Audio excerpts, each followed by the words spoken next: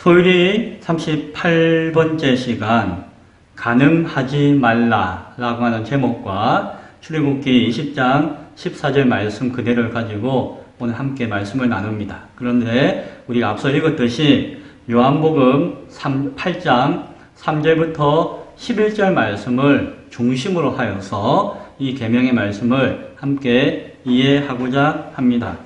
가늠하지 말라, 가늠하지 말라. 우리가 살인하지 말라라고 이야기할 때에 많은 것들을 이야기할 수 있지만은 그 이면의 의미를 살펴보았었죠. 가늠하지 말라라고 하는 것도 그와 유사하게 살펴볼 수가 있습니다. 가늠하지 말라라고 하는 그 말씀 가운데 있는 그 표면적인 이야기들과 의미들도 충분하게 많이 다룰 수 있지만은 그 근본적인 본질적인 이야기를 오늘 이야기하고 다루기를 원합니다. 가늠하지 말라고 한 계명에 대한 그 소율이 문답 내용을 간략하게 제가 읽어드릴게요. 70문부터 72문까지인데 70문은 제7계명이 무엇입니까? 제7계명은 가늠하지 말라라고 하신 것입니다. 72문 제7계명이 명하는 것은 무엇입니까? 제7계명이 명하는 것은 생각과 말과 행동으로 우리와 및 이웃의 정조를 보존하라라고 하는 것입니다. 72문 제7계명이 금하는 것은 무엇입니까? 제7계명이 금하는 것은 모든 깨끗이 못한 생각과 말과 행동입니다. 라고 이야기합니다. 이것을 이 내용입니다. 또 이것을 하지 말라고 하는 내용입니다. 라고 이야기하지만 이것을 이제 쉽게 번역하자면 이런 내용이에요. 순결한 마음과 말과 행동을 해야 됩니다.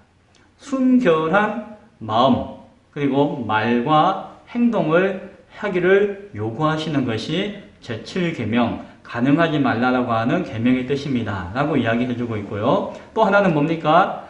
순결한 마음과 말과 행동에 어긋나는 그러한 순결하지 못한 것들을 금한다라고 설명을 해주는 것이에요.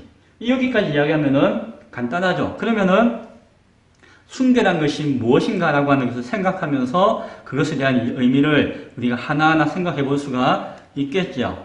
그러나 성경을 보면은 그 순결한다라고 하는 것을 가장 잘 표현해 주고 있는 말씀 중에 하나가 무엇인가 하니 요한계시록 14장 4절에 있는 말씀이에요.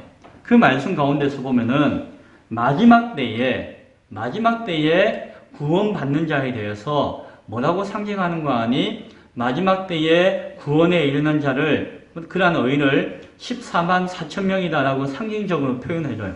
그 14만 4천이라고 하는 그 숫자의 의미가 무엇인가에 대해서는 또 여러 가지를 이야기할 수 있겠지만 14만 4천이라고 하는 그 숫자적인 표현을 통해서 그와 같은 사람들이 마지막 때에 마지막 순간까지 하나님 앞에 구원받는 자로서 의인의 모습이다라고 이렇게 상징적으로 말씀하는 것이 요한계시록 14장에 나와요. 그 가운데 그 14만 4천 명을 이야기해주고 설명해주는 내용 가운데 그들을 뭐라고 표현하는 거 아니? 순결한 자라고 표현해줘요. 그래서 순결한 자라고 할 때 그것은 마지막 때 의인으로 남는 자를 상징적으로 말씀해주고 있다는 것을 요한계시록 14장 4절의 말씀을 통해서 우리가 알게 되어져요. 그렇기 때문에 우리는 가늠이라고 하는 그 문자적인 의미와 순결이라고 하는 그 문자적인 의미에 대해서 이야기하고 생각하는 것, 그 이전에, 그 앞에 본질적으로 종말론적인 관점에서 우리가 그것을 영적인 가늠을 이야기하는 것이고 영적인 순결을 이야기하는 것이다. 마지막 때에 우리의 구원의 가치를 이렇게 판단하는 기준으로서의 어떤 가치를 의미하는 것이다라고 이해하고 해석할 필요가 있다라고 저는 생각해요.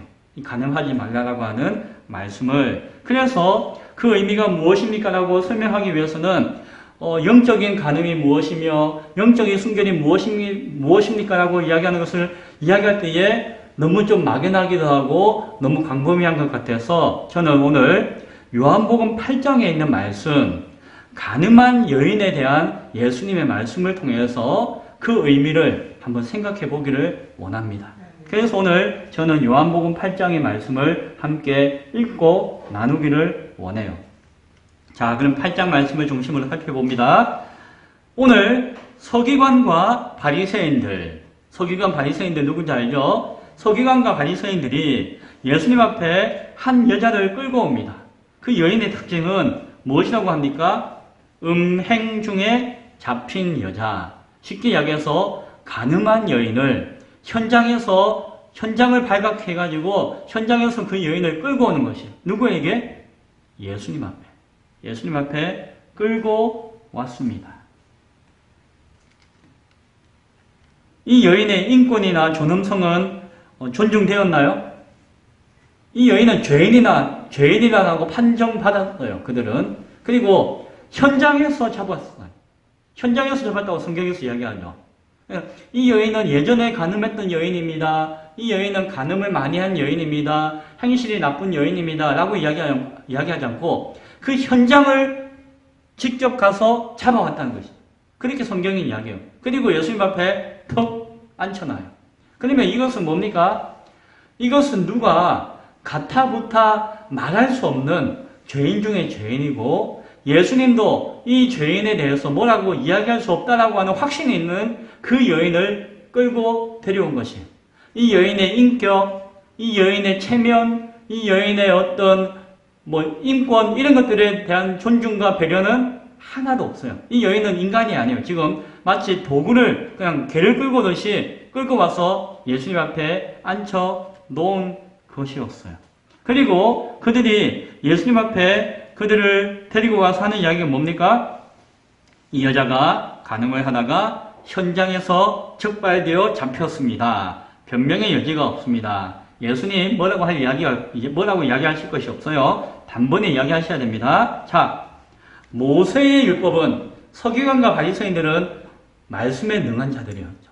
말씀을 가르치는 자들이었어요. 그 말씀이라고 하면은 율법이라고 하면은 누구보다도 전문가들이에요. 이 사람이 무엇을 이야기합니까? 모세의 율법을 이야기해요. 자, 모세의 율법에는 이러한 여자를 돌로 치라. 돌로 치라는 것은 뭐죠? 죽이라는. 돌로 쳐서 죽이라라고 무엇에? 하나님 말씀에 모세의 율법에 명령하였습니다. 아시죠? 당신도 선지자고 하나님 말씀 잘 믿는 분이니까 아시죠? 우리는 전문가니까 잘 알죠? 이 동네에 있는 사람들, 지금 이 사람들이 뺑 둘러서 있는 것이에요. 그 현장에. 그 현장 가운데 예수님이 있고 그 앞에 그 여인이 있는 것이에요. 그리고 이 바리새인과 서기관이 예수님 앞에 자, 현장에서 적발된 이 여인, 가늠한 여인, 말씀은 모세의 율법은 돌로 쳐서 죽이라고 하는 거 우리 모두가 알고 있습니다. 자, 예수시여 이 여인을 어떻게 할까요? 라고 묻습니다. 그런데 오늘 성경이 이야기하죠. 그렇게 묻는 이유가 뭐라고요? 예수님을 시험하기 위해서. 예수님을 어떻게 하면은 고발해가지고 잡아서 죽일까? 어떻게 하면 예수님을 공경에 빠뜨릴까를 시험할 목적을 가지고 지금 이 상황을 만든 것이에요. 이 상황을 만든 것이에요. 자, 여기서 예수님이 어떤 시험에 빠졌나요? 자, 보세요. 만약에 예수님이 이 여인은 빼도 박도 못하게 현장에서 적발되어진 가늠한 여인이다. 모세의 율법에는 여인을 돌로 쳐넣어 죽이라고 이야기했다. 자, 그래서 예수님이 율법에 그렇게 이야기했고 당신이 그렇게 이야기하는 건 내가 뭐라고 할 수 없으니까 그러면 여러분이 이 여인을 돌로 치십시오. 돌로 쳐서 죽이세요. 라고 예수님이 만약에 그렇게 이야기를 했다면 어떻게 되겠습니까? 예수님은 그 당시에 유대인들을 다스리던 로마의 국가에 있었잖아요. 로마의 법을 어기는 것이래요. 즉, 율법에는 그렇게 이야기했는지 몰라도 함부로 저 사람을 죽이시오라고 이야기할 수 있나요? 없나요? 없어요. 저 사람을 죽이시오, 저 사람을 돌로 치시오라고 할 때 이것은 살인을 명령하거나 살인을 방조하는 행위를 하는 것이.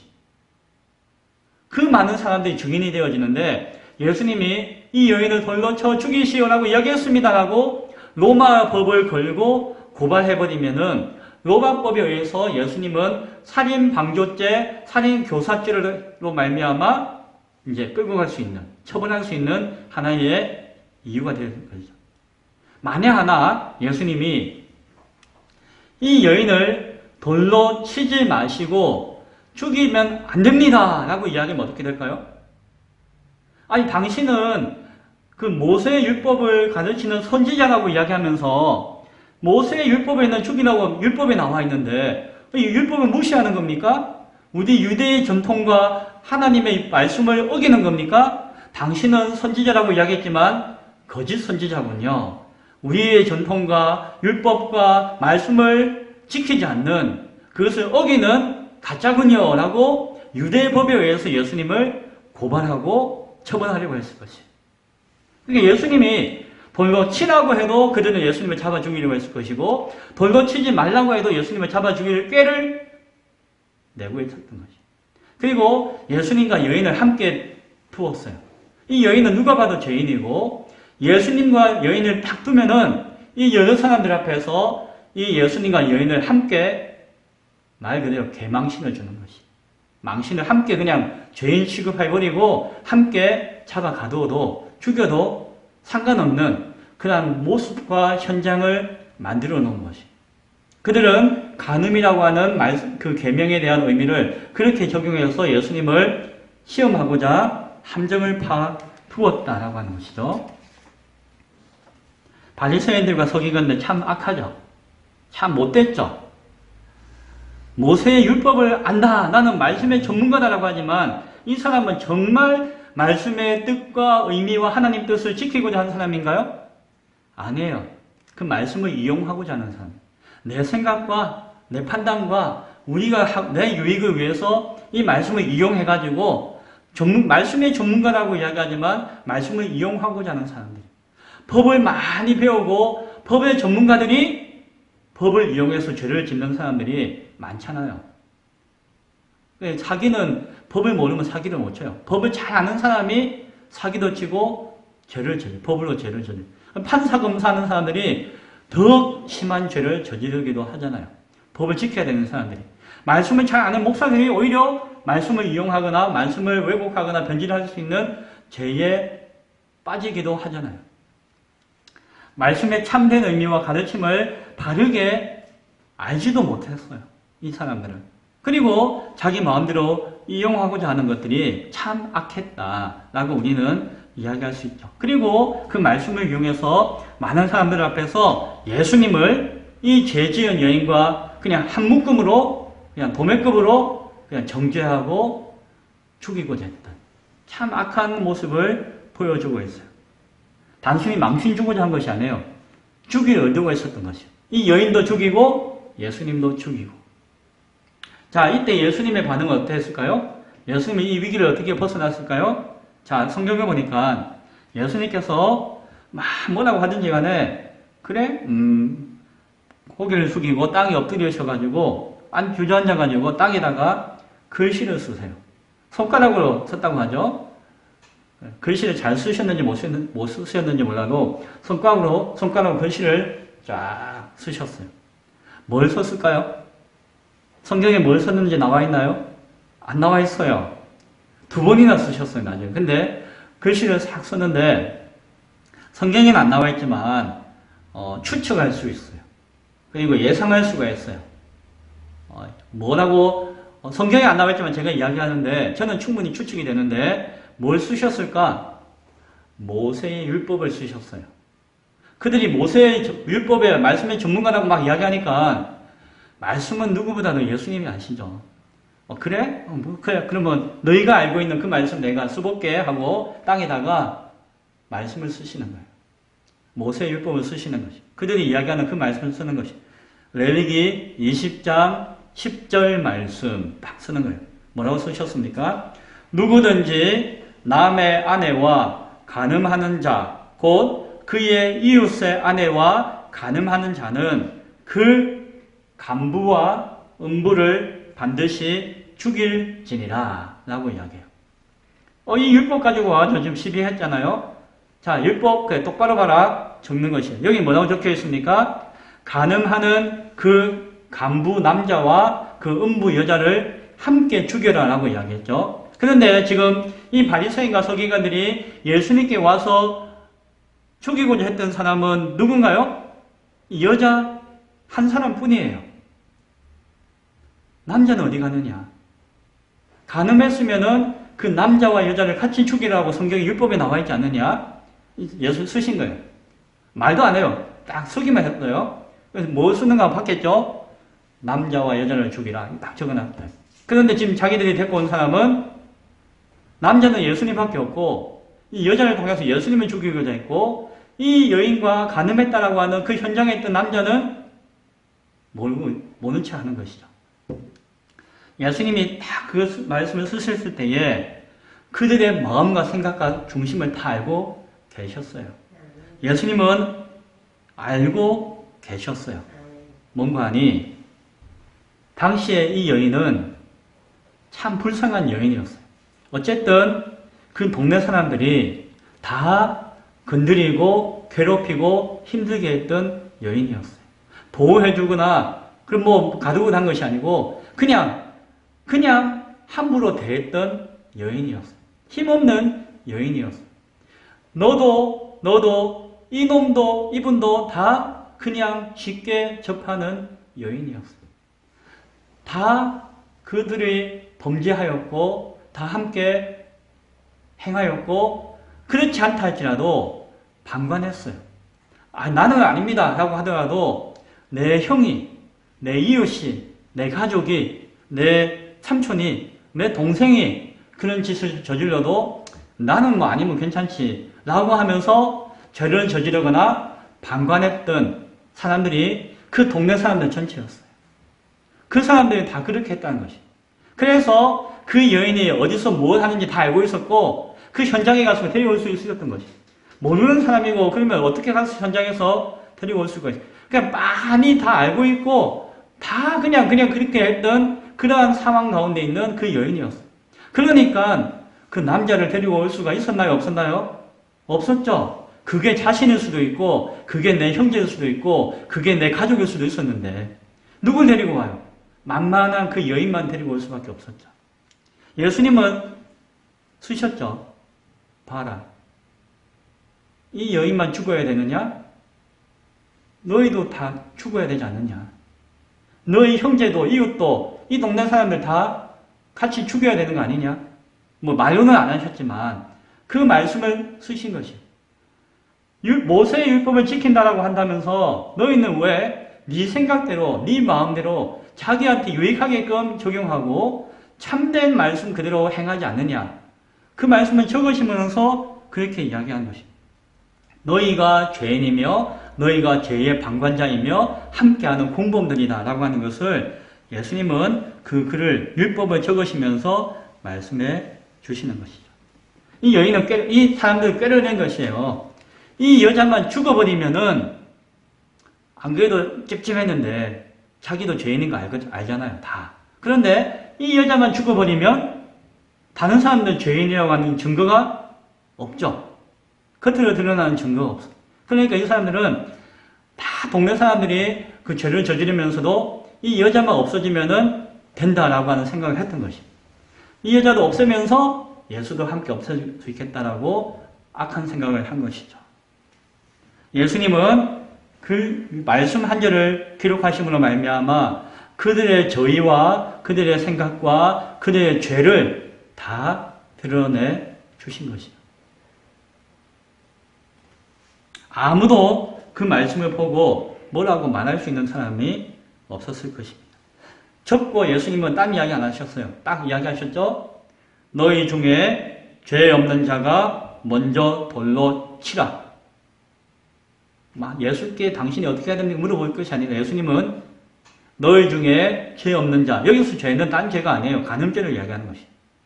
뭐 도둑질 이런 죄가 아니라 이 현재 이 죄를 너희 중에 죄 없는 사람이 있으면 돌로 치라. 행하거나 방관하거나 동조하거나 했던 죄가 다 있지 않느냐. 예수님은 마음으로 품는 죄도 죄라고 이야기했잖아요. 너희 중에 죄 없는 자 있으면 돌로 치라 라고 이야기했습니다. 모두가 공범이었고 방관자였고 잠재적인 죄인이었기 때문에 아무도 그것을 치고자 하는 자가 없었죠. 그 상황에서 예수님은 또 한 번 더 글씨를 쓰십니다. 그렇죠? 2번 글씨를 쓰세요. 이야기 하시고 난 다음에 또 쪼그리고 앉아서 쓰십니다. 내나 모세의 율법 같은 의미지만 신명기에 또 있어요. 두 말씀이 있는데 신명기 22장 22절 말씀을 쓰신 것이죠. 2번째 쓰셨으니까 어떤 남자가 유부녀와 동침한 것이 드러나거든 그 동침한 남자와 그 여자 둘 다 죽여 이스라엘 중에 악을 제할지니라. 레위기 말씀 또 여기 또 말씀 또 있네. 신명기 말씀도 예수님은 딱 적으신 것이죠. 너희가 그들이 모세의 율법 이야기했던 거 그냥 그 2절 말씀 예수님은 적고 또 적으셨어요. 말씀 그대로 적으셨어요. 남자와 여자 둘 다 죽여라. 그리고 그 신명기 22장 24절에 보면은 죽일 때에 사실은 저 성문 밖에 끌고 나가서 죽여야 된다고 이야기하고 있는데 그들은 지금 남자도 데리고 오지 않았고 그리고 그 마을 안에서 죽이라고 또 하고 있잖아요. 그러니까 엄연히 모세의 율법에 의해서라고 이야기하지만 그들은 그 율법을 완전하게 이해도 못하고 그대로 행하지도 않고 지키지도 않고 있다는 것을 다 이렇게 말씀으로서 알게 하시는 것이. 다 찔렸겠죠. 내가 말씀을 잘 아는 것처럼 막 이용해서 뭔가 해보고 했는데 결국 말씀을 제대로 알지도 못하고 지키지도 않고 있는 자신들의 모습을 보여주시는 것입니다. 그 결과 어떻게 되었습니까?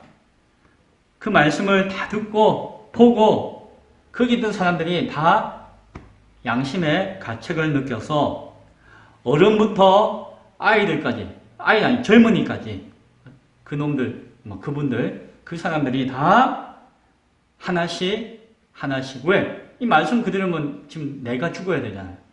자기를 서도수는 죽여야 되죠. 죄인들이니까. 그러니까 여인을 죽이시오, 예수를 죽이고 이거 이야기할 것도 없이 슬그머니 다 나가버렸다. 도망가버렸다. 피해버렸다. 라고 이야기하죠. 결국 그 자리에 누구만 남았다고요? 예수님과 그 여인 둘만 남았더라. 라고 성경은 이야기하고 있습니다. 모두가 돌 맞아 죽어야 할 사람들이었어요. 예수님은 이야기하죠. 이 여인은 거기서 이제 나는 죽었구나 하고 있었는데 그 상황을 예수님이 쓰시는 것들을 다 보고 듣고 있었죠. 이 여인은 얼마나 그 마음에 온갖 생각들이 다 들었겠습니까?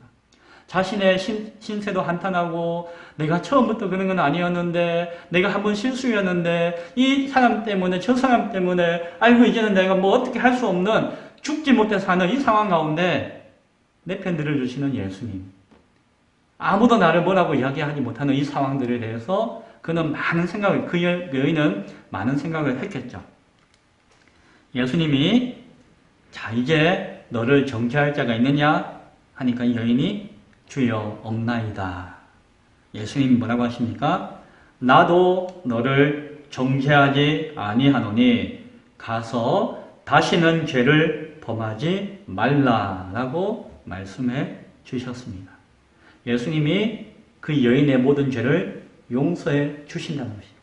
예수님의 말씀과 예수님의 모습을 다 듣고 생각하고 보았고 그 심령 가운데 역사가 나타나는 것을 아셨기 때문에 예수님은 내가 너희의 죄를 묻지 않겠고 그것은 무엇입니까? 다 용서하겠다는 것입니다.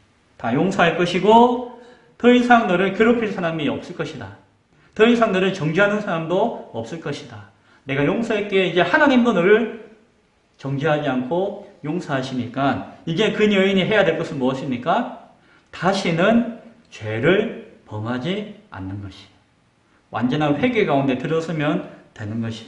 예수님이 나도 너를 정죄하지 아니하노니 가서 다시는 죄를 범하지 말라라고 말씀해 주셨습니다. 자, 이 이야기를 통해서 우리가 다시 한 번 더 기억할 수 있기 바랍니다. 하나님의 말씀을 율법으로 제한해가지고 사람을 어떻게 하려고 합니까? 죽이려고 해요. 누군가는. 그러나 하나님 말씀의 참뜻은 무엇입니까? 복음이었고 사람을 살리는 것이 하나님 말씀의 의미였어요. 예수님은 하나님 말씀은 사람을 죽이려고 하는 것이 아니라 하나님 말씀을 죄인을 구원하여 살리는 것이다 라고 그 온 행동을 통해서 그 말씀을 드러내어 보여주셨죠. 그것이 예수님의 사명이며 예수님의 뜻이며 아버지 하나님의 말씀의 의미이다 라고 말씀해 주신 것이었습니다. 복음으로 죄인을 살리는 것이 뜻인데 그 말씀을 자기 사사로이 해석하고 적용해가지고 자기 교만의 하나의 근거로 삼거나 수단으로 삼는, 그래서 그 말씀을 왜곡하고 변경시키고 혼합하고 변질시키는 것이 무엇이다? 영적인 간음이라는 것이. 간음은 딴 게 있는 것이 아니라 하나님의 그 순수한 말씀을 사사로이 자기 유익을 위해서 변질시켜서 사용하고자 하는 것, 그것이 바로 영적인 간음이라는 것입니다. 그것이 구원받지 못하는 자의 모습이다 라고 하는 것을 우리가 기억할 수 있기 바랍니다. 또한 성경에서 곳곳에서 이야기하는 그 간음에 대한 계명의 뜻을 우리가 이해할 수 있어야 됩니다. 야고보서 4장 4절에서는 다음과 같이 이야기합니다. 간음한 여인들아, 세상과 벗된 것이 하나님과 원수되는 것을 알지 못하느냐. 그런즉 누구든지 세상과 벗이 되고자 하는 자는 스스로 하나님과 원수되는 것이니라. 야고보서 4장에서는 이와 같이 이야기해요. 이 말씀의 의미는 무엇입니까? 누구에게 하는 이야기라고요? 간음한 여인들아 라고 이야기해요. 그들은 누구라고요? 세상과 벗된 자들. 왜? 세상의 가치와 세상의 기준대로 살면서 나는 하나님 말씀을 지키며 하나님 뜻대로 사는 사람이다라고 이야기하고 있다는 것이. 세상과 같이 벗하면서 세상의 가치를 가지고 살아가면서 그것이 하나님과 원수되는 것인데 나는 하나님 믿는 것과 함께 할 수 있다라고 여기는 것, 그것이 무엇이다? 그것이 영적인 간음이다라고 하는 것을 우리가 기억해야 할 것입니다.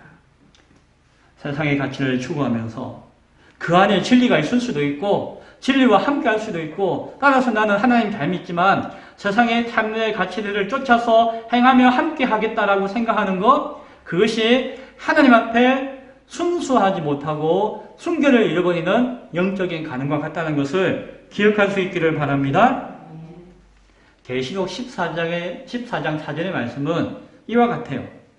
이 사람들은 여자와 더불어 더럽히지 아니하고 순결한 자라. 이 사람이 누구라고요? 14만 4천 명. 그들은 여자들과 함께 더럽히지 아니했다, 간음하지 아니했다, 순결한 자다 라고 이야기해요. 어린 양이 어디로 인도하든지 따라가는 자들이다. 예수님의 인도하심을 따라가는 자들이다. 사람들 가운데서 속량함을 받은 사람들이다. 세상에 많은 사람들이 있지만 그 가운데서 죄 용서함을 받은 사람들이다. 처음 익은 열매로서 하나님과 어린 양에게 속한 자들이다. 하나님과 어린 양 예수 그리스도의 그 은혜와 붙들림 안에서 속해 있는 자들이 바로 구원받을 자, 마지막에 구원받는 자로 남을 자 14만 4천 명. 그들은 간음하지 않는 자들이며 그들은 순결한 자들이다 라고 계시록 14장 4절에서는 말씀하고 있는 것을 기억해야 할 것입니다. 그래서 영적 간음이 무엇입니까? 영적 순결함이 무엇입니까? 라고 이야기할 때에 다른 것을 다 떠나서 오늘 예수님이 간음한 여인을 향해서 뭐라고 이야기하셨고 그들을 정죄하고자 하는 자들에게 뭐라고 말씀하셨는지를 기억할 수 있기를 바라요. 간음하지 말라 제7계명이 주어졌습니다. 우리는 그 계명을 말씀을 가지고 문자적으로 현실적으로 상황 가운데서 이런쿵저런쿵 이야기할 수가 있어요.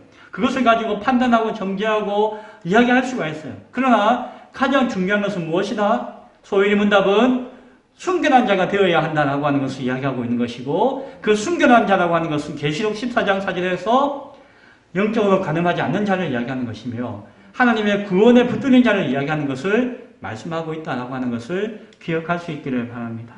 세상적인 가치로서 예수님을 시험하고 말씀을 시험하고 자신의 영적인 가늠 가운데 있음에도 불구하고 세상으로 가늠한 자를 찾아서 정죄하고자 했던 그 바리새인들과 서기관들을 향해서 예수님께서는 말씀으로 그들에게 채찍질하시고 그들의 죄를 드러내 주셨습니다. 계시록 14장 5절에는 이어서 이런 말씀을 하고 있습니다. 그 입에 거짓말이 없고 흠이 없는 자들이었더라. 그 입은 무엇을 이야기할까요? 말씀을 증거하고 말씀을 전하고 말씀을 읽고 하는 그 입에 무엇이 없다? 거짓말이 없고 무엇이 없다? 흠이 없다.